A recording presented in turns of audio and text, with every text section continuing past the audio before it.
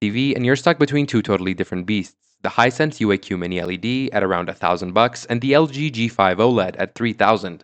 Let's break down which one wins for you. The Hisense uses Mini LED. That means thousands of tiny lights behind the screen. It controls brightness in over 2,000 zones. The result? It hits 5,000 nits peak brightness. That's insanely bright. Great for bright rooms.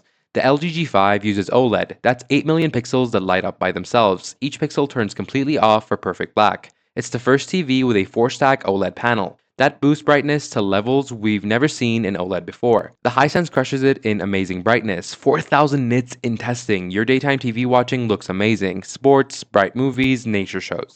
Everything pops even with the sunlight pouring in. The LG reaches about 2300 nits. That's bright for an OLED, but here's the difference. The LG can put that highlight right next to pure black. The Hisense can't quite do that. You'll see some glow around bright objects. For dark scenes, the LG wins easily. Those perfect blacks make horror movies and dark dramas look incredible. You'll see every shadow detail. The Hisense gets close, but you'll notice some blooming. That's when light bleeds around bright spots or dark backgrounds. Gamers, listen up. The Hisense offers 144Hz refresh rate. The LG does 165Hz. Both have all the gaming features you need.